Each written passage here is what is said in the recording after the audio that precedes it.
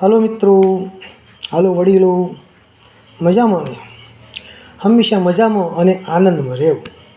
પણ કોઈ વાર એવું પણ બને કે મજામાં દરરોજ રહેતા હોય પણ આનંદમાં ઘણીવાર ના રહી શકાય. હું એક વખત ગાડી લઈને નીકળ્યો.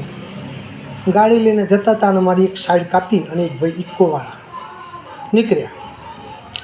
ઇકોવાળા ભાઈ મારી સાઈડ મારી ગાડી લઈને આગળ નીકળી ગયા અને કંઈક નાસ્તો કરવા ઊભા રહ્યા.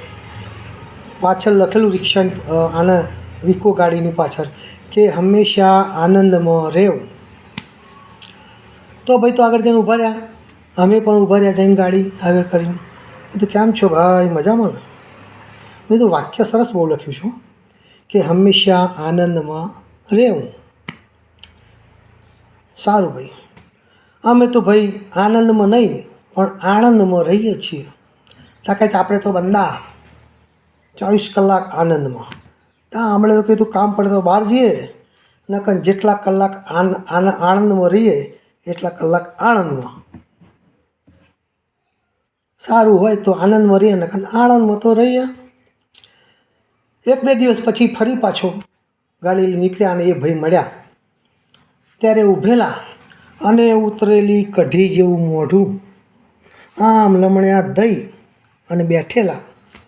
મેં કીધું કેમ ભાઈ, આનંદમાં તો છો પણ આનંદમાં નથી. અને હું આનંદમાં છું પણ આનંદમાં છું.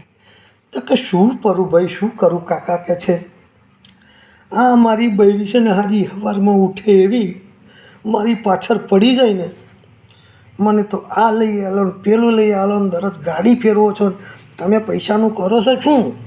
મસાલા ઓછા ખાઓ ને, ડાફેર ઓછી મારો ને. શું કરું ભાઈ, આ ઢીલું મોઢું કરીને બેઠો છું.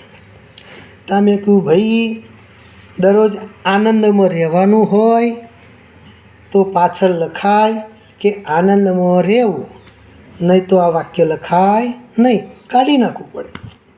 બોલો એ ભાઈએ ફરી વાક્ય જ કાઢી નાખ્યું. એટલે આપણે હંમેશા કંઈક લખતા હોઈએ, વિચારતા હોઈએ તો જોઈ વિચારીને લખવું પડે. આનું નામ છે આનંદમાં રહેવું. ચાલો, ગમે તો સબસ્ક્રાઈબ કરજો, લાઈક કરજો.